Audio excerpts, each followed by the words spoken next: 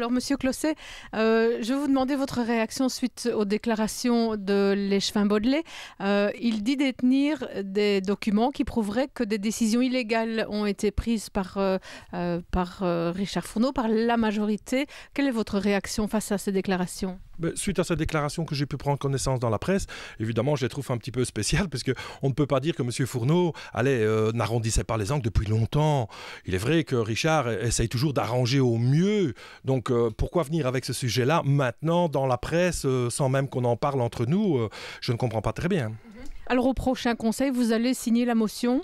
Oui, tout à fait. C'est-à-dire qu'au début, j'étais totalement contre parce que je trouvais, et je le dis encore, que c'est un peu exagéré. Mais il faut savoir qu'au collège, nous avons en moyenne entre 80 et 100 dossiers qui passent et ça devenait impossible à vivre. C'est-à-dire que moi, en tant que premier échevin, dès que M. Baudelaire et M. Fourneau se disputaient, donc le collège était vide, le bourgmestre partait, je devais reprendre les rênes et continuer à faire les dossiers du bourgmestre, ce qui est difficile à faire puisque je ne connais pas les dossiers du bourgmestre et chaque fois c'était reporté dans semaine en semaine. Nous avons eu par exemple 2 collèges consécutifs où M. Fourneau s'est levé et est parti. Mais là, c'est le citoyen, évidemment, qui est mal à l'aise dans ça, parce que ces dossiers n'avancent pas, je suis obligé encore de les reporter. Donc ça devient un peu, je vais dire, voilà, c'était plus possible de travailler, puisque au début, c'était simplement des petites rigolades entre le bourgmestre et M. Baudelaire.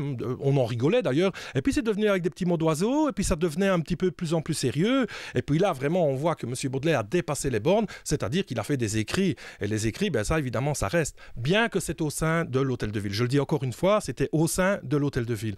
Mais là, maintenant, c'est dans la presse, c'est public, c'est etc., etc. Donc tout ça commence quand même à prendre une ampleur, voilà, où il est temps que ça cesse. Et puis, demander à M. Baudelaire de revenir, même si la motion de méfiance n'existerait pas que d'autres personnes, c'est impossible. Comment voulez-vous que je fasse, moi, au collège, en tant que premier échevin, si ces 2 personnes-là s'affrontent au collège, comment voulez-vous que je fasse avec les citoyens, avec les dossiers des citoyens qui attendent? On a un collège chaque semaine, comment voulez-vous que je fasse pour tenir l'église au milieu du village? Ça ne sera plus possible. On ne sait pas revenir en arrière, c'est pas possible. Et ça, je pense que M. Baudelaire doit en tenir compte et il n'en tient pas compte dans ses arguments. Alors, il a un dossier qu'il met à la disposition des conseillers et de la majorité. Est-ce que vous allez le consulter, ce dossier ? Tout d'abord, les dossiers doivent rester au niveau du collège. Donc, tout dossier de n'importe quelle personne qui arrive au collège doit rester au sein du collège. Donc, je présume qu'il en a pris des copies et qu'il va nous montrer certaines copies sur ci ou sur là. Mais est-ce que ça n'est pas un arrangement entre M. Baudelaire et M. Fourneau dans son bureau que de mettre ça dans la presse? Je pense que voilà. Alors, si vous continuez à voter contre M. Baudelaire, vous entérinez toutes les décisions prises par la majorité. Étant échevin, c'est comme ça que ça doit aller. Oui, bien sûr, mais enfin, on se partage. S'il y a plusieurs échevins, il n'y a pas... En fait, M. Fourneau n'est jamais que le bourgmestre. M. Fourneau doit suivre son collège. Il ne peut en aucun cas prendre une décision seul. Toutes les décisions appartiennent au collège entier. Donc, chacun a ses compétences et la compétence de M. Baudelaire reste la compétence de M. Baudelaire. La compétence de Robert Closset reste la compétence de Robert Closset. Donc, nous faisons confiance à nos échevins, ou alors c'est pas possible de travailler. Et vous assumez aussi tous les responsabilités que chacun prend.